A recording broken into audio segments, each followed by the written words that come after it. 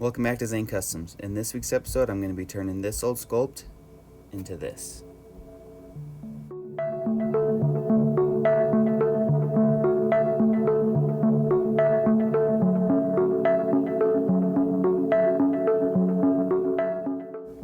So this is another one of the D&D sculpts I'm going to be working on, and fortunately with this character, I actually recorded myself doing some of the drawing process.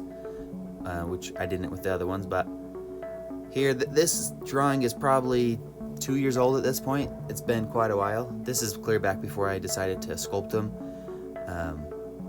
because I wasn't really into sculpting at that point. I never really tried it, but I thought it'd be cool to draw up their characters, and I also had drawings of any monsters or any bad guys that they would come across. I had drawings for that, just to help them visualize, and also I love drawing and stuff, so I thought it would just be fun and make the campaign funner. And so this is probably my favorite character design I did up to this point with all the characters, and unfortunately once I did decide to finally sculpt them, I didn't think to actually record myself sculpting this character, so it's going to go from here and then it'll jump into my first initial finished sculpt, and then I'll upgrade it from there. Now, like I said, this is a pretty old drawing I did quite a while ago on my iPad, so the process I'm using here is basically just drawing it out, obviously like you saw. Then I'm going to do the whole silhouette in gray, and then do all the shadows in a grayscale. And for most beginners, for me at least, it's a lot easier to figure out the shadows and highlights and all that stuff just in grayscale, and then add a color layer over it. Nowadays I try not to do that because I don't think it looks as good, but it turned out pretty good back when I did this. And this isn't an overly detailed character, and there's only really one color going on. When you start adding more colors, it starts to look weird. But here it is when this is out of Forger, the iPad app that I used to sculpt all of them. This is what I was able to do with it, and like I've said 1,000 times before, Forger is limited in the things you can do. So like that big hole in his stomach, I couldn't do that in Forger. So when I finally got it into ZBrush, the first thing I did was cut that out, which I think is just such a cool part of the character, to have a giant hole in his stomach. So in the initial sculpt, not having that, I was bummed about it. So finally being able to do it made me really happy. So one of the first things I want to do after getting into ZBrush, aside for cutting the holes into the body, is something that's called dynameshing. And when you're sculpting digitally, everything is made out of either tiny little squares or triangles or whatever. And when you dynamesh it, basically, or as you sculpt, let's say, it'll stretch those squares and do weird things with them and make weird geometry. But if you dynamesh, it just goes in and reapplies an even layer of those polygons or whatever they are across the whole mesh, and basically just fixes it up and makes it easier to sculpt on. Or if you're having a really weird area, like if any of you have seen some of my old Instagram posts where I would sculpt on Forger, and I'd have a lot of weird geometry going on and just weird stuff like that, Dynamesh basically fixes all that. I'll do that, and then I'll go in and cut the holes. And now basically what I want to do is just go throughout the whole sculpt and upgrade it, add details. In Forger I did add some texturing to it, but again, Forger's pretty limited with the amount of detail you can add. So here I have a lot of different actual tree brushes, like bark texturing, that I could just add straight on. And once I do that, I'll go in and kind of blend everything together so it doesn't look like you just took a piece of bark and stamped it across the whole body. I want it to look organic and natural, so I will kind of just stamp that bark in, but then I'll blend it out and try to align the texture so they look nice. So as far as texturing it in Forger, I basically just added vertical and horizontal lines across the whole body, just to kind of give the impression of bark, kind of like the drawing at the beginning. I just drew some lines and then had some going the opposite way, and it looks like bark, but not perfectly. Doing this, it makes it look way better. And one thing that was really fun is like these pieces on top. Certain trees have, well, obviously trees have different bark than other trees, and some of them when I was looking at reference photos, have the spark that kind of peels back, like as it gets older it peels away. So I thought that'd be cool to do the top of his head and then have some leaves and vines coming out the back of it, almost like hair, because again he's not just a bunch of branches and stuff that are hooked together. He is like a tree man. He is like Groot. He's growing, he's living, all these things. So I thought that'd be kind of a cool idea. And unfortunately, like I've said with all my videos, I don't have any recordings of me doing the initial sculpt. It is a bummer, just because I think it would be a better video if you're able to see it from the start to finish, but really you're not missing much. I mean, I wasn't much of a sculptor back then. I definitely have gotten better, but I think it still would have been nice to have seen how this all started, and kind of just fun to see how you can turn just a normal base mesh into this tree guy. But luckily, with some of my next D&D videos coming up, I did actually record some of those, so that'll be a lot better. And in last week's video, I said I only have 2 more D&D videos next. I was actually wrong. I actually had, at that point, 3. Now I have 2. So I have this one, and then, 2 more. So sorry about that for anybody that's want me to get back to the Minecraft sculpts or anything like that. I do have a lot of those that are in the works and pretty close to done, so I will be getting to those. I'm just trying to get these D&D ones out of the way. So sorry about that if anybody's getting sick of these D&D videos. I do still have 2 more left. I actually enjoy doing the D&D ones quite a bit because, for one, we've been doing this, or we started this D&D campaign years ago and never finished it, so coming back to these characters is fun. And actually doing these and talking about it with my buddies, we decided to start it up again. So we'll probably have some more videos in the future with new characters and stuff. But also, like with the Minecraft ones, they're really fun, and it's a challenge to try and turn those creatures into realistic creatures.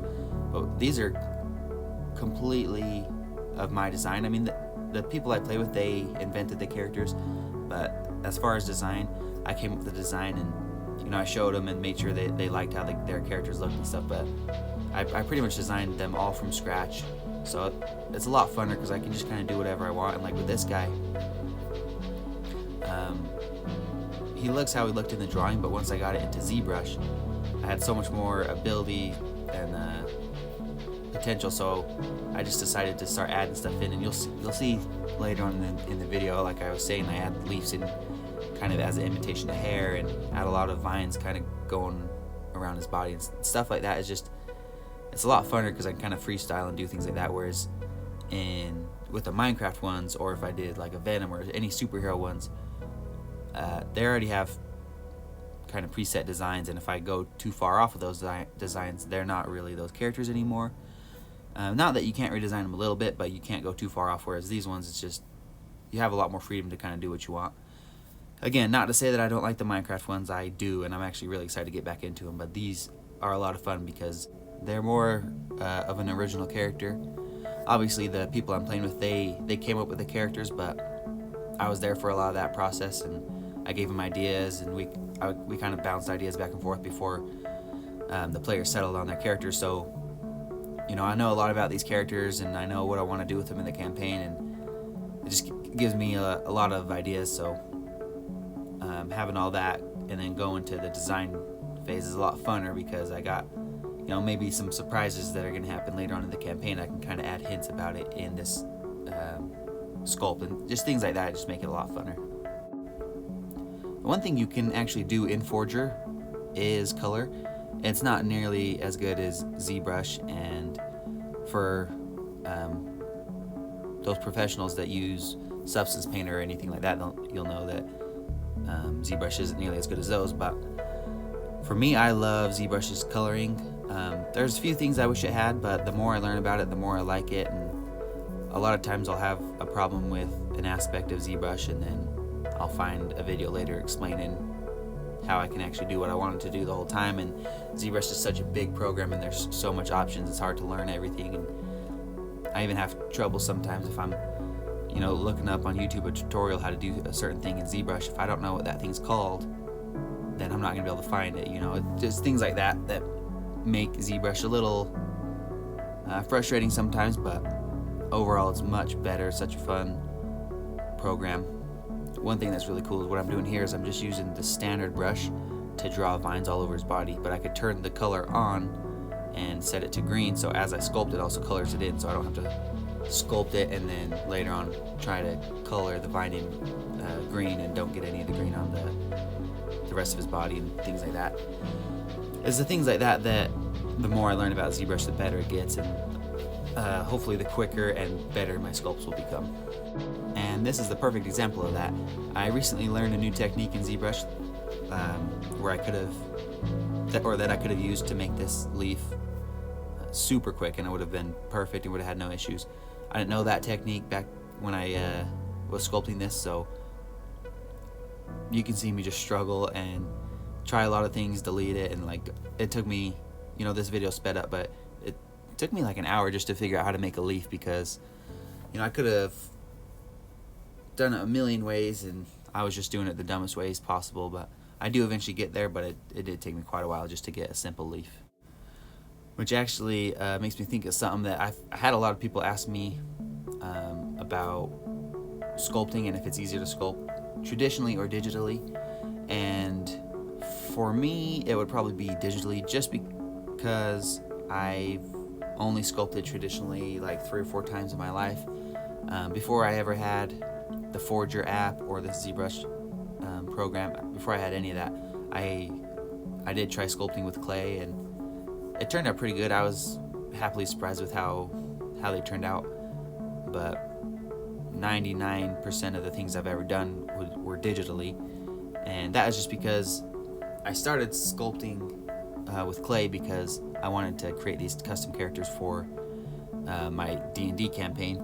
But getting into that, I would have had to buy a certain clay that I could cook, or it would harden, so I could actually give it to the players and it wouldn't be, the soft clay that they could accidentally ruin, Or I could do it with the regular clay and then cast it in, or make a silicone mold and then cast them in resin and all these things. And it was just a lot of money that I would have had to dedicate to it, and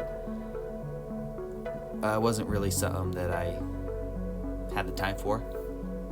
And then that's when I found Forger on the iPad and got into that. And my wife had actually got me my first 3D printer that I ever had for Christmas, so I started sculpting characters up and then found ways to print them, and that's really how all this stuff got started. Was actually this D&D campaign is how I got into sculpting in general. But that was just a long-winded way for me to say that for me, sculpting digitally is a lot easier just because I've done it way more and I know the program and things like that. And there are some things that make it easier. For example, I sculpted this guy once and I could 3D print him 1,000 times. That stuff doesn't matter. Coloring, things like that, I can do all that stuff easier. Some things that are hard, for example, this leaf. If it was just clay, I just could have sculpted out a leaf like nothing. But with this, I struggled just to figure out how to do one simple leaf. And things like that can be a struggle, but the more I learn about ZBrush and the more the program gets updated and things like that, digitally is just so much better for me, at least. But I would one day like to get back into clay sculpting. I do have a little bit of clay, so if that's something you guys would like to see in a future video, let me know in the comments. It's definitely something I want to get back into. And like I said, the first time I sculpted this was when I first started this, or first time I ever sculpted was when I started this D&D campaign, and that was with clay. It was like 2 or 3 years ago, and I haven't tried clay sculpting since then, so I think it'd be fun to see how my skills have progressed physically after doing this digitally for so long. Now I just added in that light so it kind of matches the initial concept drawing I did all those years ago, and pretty much done. I'm adding in some final details here and there where I notice if something's too smooth, I don't want it to look like that. I want it to look like bark, Bark's not really smooth in most cases, so. But I'm pretty happy with the way it turns out. Let me know in the comments what you guys think. Again, I do have 2 more D&D characters that are going to be coming next, and I'm really happy with the way they're turning out. But if you have any ideas for future sculpts, let me know. There's a good chance I'll do them. And for those of you who are waiting on the Minecraft or the Wolverine or anything that I've mentioned in past videos, I'm sorry that's taken so long, but I will get back to those. They are in the works. And I rendered these pictures out without the legs just because I was trying some things, but if you do buy the sculpt, it will come with his legs and everything. But yeah, you can check out my Instagram and my Etsy account if you're interested. Those are both at Zane Customs. I'll have links down below. Anything that you see me sculpt on here will be available on Etsy. And stay tuned next week. I'll have more D&D sculpts, and I really appreciate anybody that's willing to like, comment, or subscribe. Let me know any thoughts or ideas you have for new sculpts. I'd love to hear it. Thanks for watching.